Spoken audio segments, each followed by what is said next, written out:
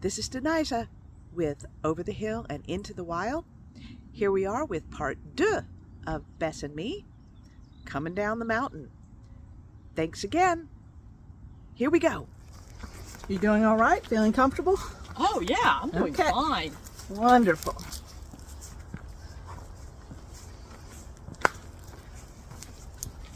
You just want to make sure that you know your physical limits, know the limits of everybody in your party. And actually, years ago, when I was doing search and rescue, we always put, believe it or not, the slowest person hiked on point. Not because we thought they'd be taken out by the bear first, but because that would set the pace and ensure that nobody on the team got left behind. So the faster hikers Good idea.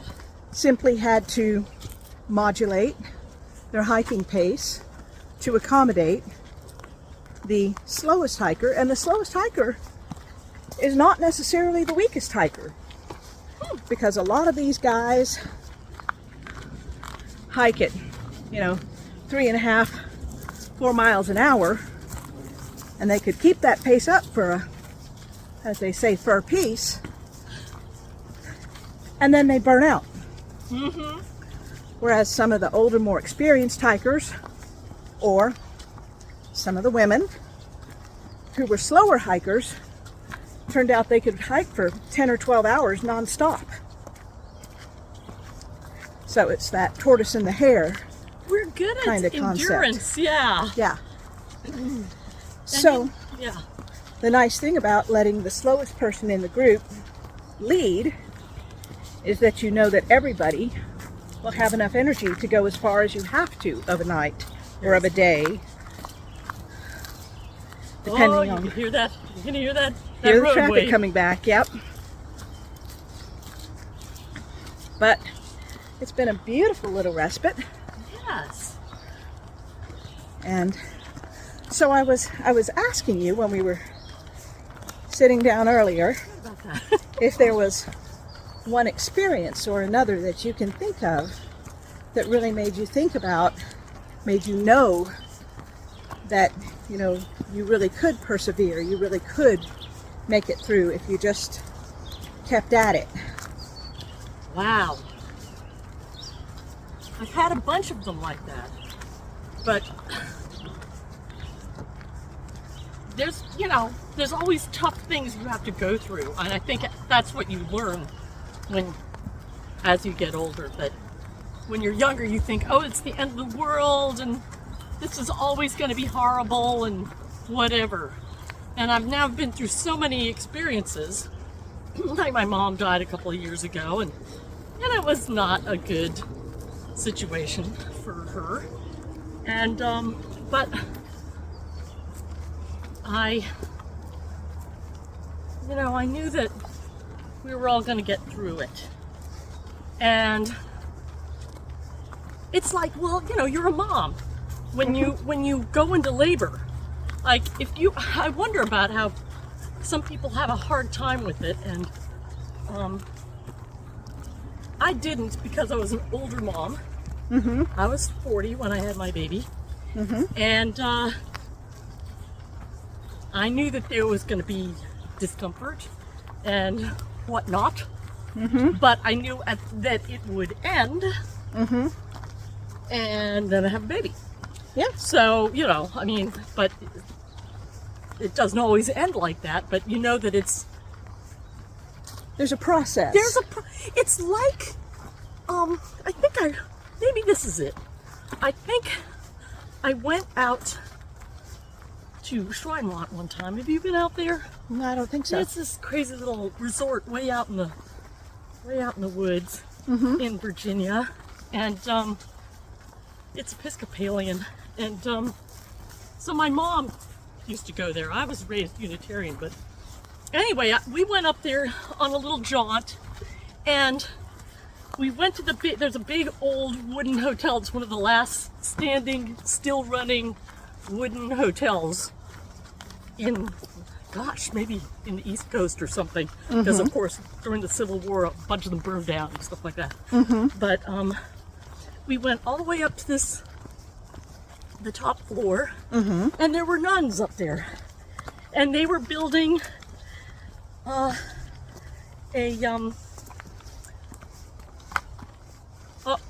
labyrinth. A labyrinth. They were building a labyrinth. They were designing it. They were going to put one out in the woods, but they had a sort of a whole bunch of paper, and they had drawn it out. Oops.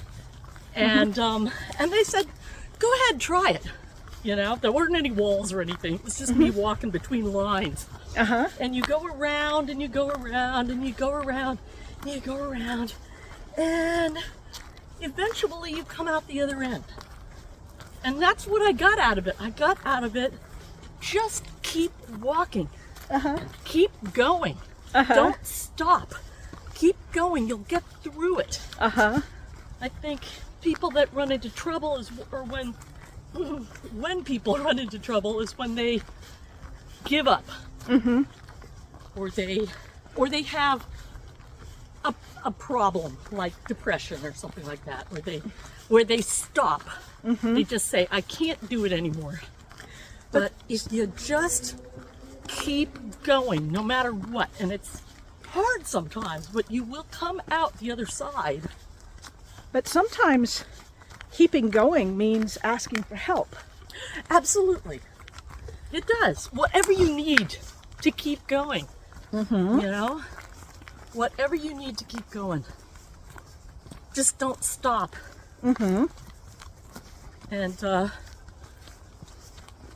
And eventually you'll come through the other side. You'll come out of the experience, and you will learn something.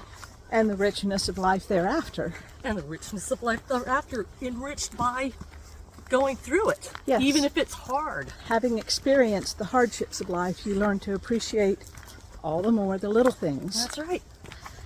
That's right. So labyrinth. It's a labyrinth. We're walking on a path now. We'll keep walking, and we'll come out on the other side, and we'll say, "Wow, Not that far. are we back? Are we back where we were?"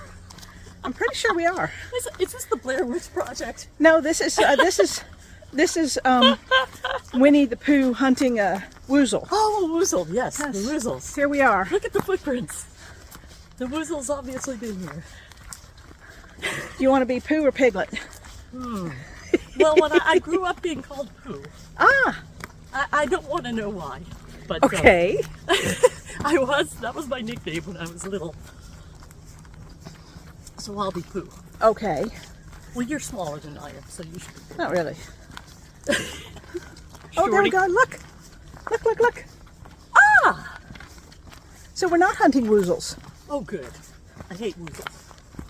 I'm allergic to them. You're allergic to woozles? Well, bless you. Gesundheit. You're not a woozle, are you? No. I could be. Looky there. We have not seen another person, Now, have we? there's a green, a yellow, and a red. So we'll This is follow indeed the way we red. went before. Remember, we Yep. went right up there. Yep. See, we went We did right it. up that Perfect. trail. And now we're on the way back. This is also a very good argument for not walking along with your nose in your smartphone while you're hiking. And actually, for not depending on Google and Google Maps. Because as you get out into the woods, one thing that you will hopefully notice is you start developing a sense of direction and an instinct for which way to go. Unless you've spent your entire life, and some people just don't have it. I've got a very good friend who she uses GPS even to go to the grocery store. But I actually truly relish having a good sense of space and direction. Actually, my t-shirt, being a Burning Man t-shirt, reminds me of the last time, one of the most recent times I was there with another woman who's just amazing, kick-ass woman. But she made an observation. So at Burning Man, you have your just the layout of basically some streets, and then everybody just camps, and it's rings and rings and rings upon rings of streets that are just, it's all dirt. It's in a dry lake bed, but they have about every half a mile huge banks of porta potties. So it's the only place to go potty if you need to. And she made an observation and just started laughing and laughing and laughing one day when we were walking to and from the porta potties for the umpteenth time. And she said, Denisa, do you realize you're walking exactly in your own footprints from the last 3 times we went here? Exactly. Yes. And I looked down, and sure enough, my tracks in the sand across the playa. I had been walking back and forth exactly in my own tracks. I happen to be very, very spatially oriented, so as long as I don't think about where I'm going and I just let my body, through its muscle memory, remember where I have been, Muscle memory. I will retrace my steps precisely when I'm trying to return to my point of origin. I have a terrible sense of direction, but I think I might have some kind of muscle memory. Well, you're an artiste, so you've got to have some muscle memory. Space. You have a sense of space because when you're painting and drawing, Exactly. I mean, positive and negative space. If you didn't have have muscle memory for that allowed you to navigate through that sense of space, you wouldn't have any style at all. Well, I know it sounds funny, but really, isn't that exactly what someone's artistic style is? Is their muscle memory navigating within their sense of space? Maybe their own personal space. Sense of space, yes. Yeah, and I know in acting, and I did a lot of acting, and I taught acting in this area. Yes, you did. And directed and stuff like that, and that comes in handy in acting too. You can totally be on stage and have no idea where you are in the script all of a sudden because you've been on automatic pilot. You've been going blah, blah, blah, blah, blah, blah, and suddenly you look up and you're just like, this is not what I was expecting. What is the line I'm supposed to say? But one of the things about staging is that it's supposed to give you a clue. You know, okay, I'm standing here, I'm holding a teacup. They're over there. What were we talking about? You know? Okay, now, well, speaking of what we were talking about, here we are at this wonderful, huge root ball that we explored before. And look at the ferns in the sunlight. Isn't that beautiful? And the ferns in the sunlight. Oh, yes, that's amazing. Wow. That is just cool. Yes, it is. Well, I remember that, as a dancer. Oh, yeah, dancing. All about space. Sometimes if you all of a sudden looked up and couldn't remember, where am I in the choreography, just the very configuration of the people around you or of the stage would be enough of a clue to jumpstart your body again into exactly the right place in the choreography. And you can fudge it until then. Yes. A little bit. A little bit. And that maybe is a life lesson too. Yes. If you don't know where you are, you're getting lost. Just try to get your bearings. Well, try to remember where you're going. Where you're going. And if you know where you're going, you can sort of bushwhack. Bushwhack. And bushwhack your way. Like we were back there when we didn't know exactly. I think they might have marked that a little more obviously, but but it's also,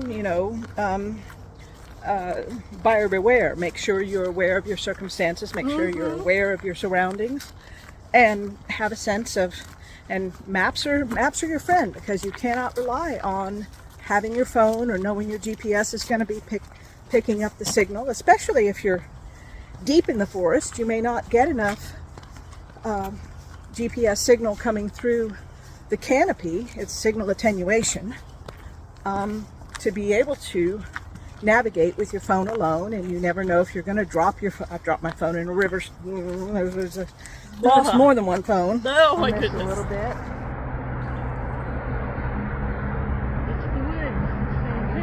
That is our little forest wood nymph there. That's phenomenal. Oh my gosh. It's beautiful. Just as long as you're willing to not only stop and smell the roses, but also stop and explore the spirits in the woods. They're there. They're there. Watching over us, watching for us, and just watching us to see if we're appreciating. We're appreciating. So, Yeah. Oh, here's some berries. These are some blackberries. yeah. Will those be blackberries or the wineberries? Beats me. I think those are the wineberries. You think so? Yeah. Oh, I don't think the leaves should. Why not? Sorry. Oh, okay. There's nothing wrong with touching it. All right. As a matter of fact, foraging in the wild for locally grown edibles is becoming quite the fashionable thing to do these days, especially now that people are realizing the ecological cost of shipping all of the fruits and vegetables that people have been grown dependent on, and realizing that probably 2/3 of what you see green in this forest is actually edible in some form or another, or useful as medicinal or herbal remedies. I love that stuff. And we're almost back to the trailhead, and I have had more fun today on my second ever episode of Over the Hill. Yes, we are, but just in the prime of our lives. And into the wild. So, thank you so much. Thank you very, very much. Please join us next time. We'll see you then. Stay curious. Bye-bye.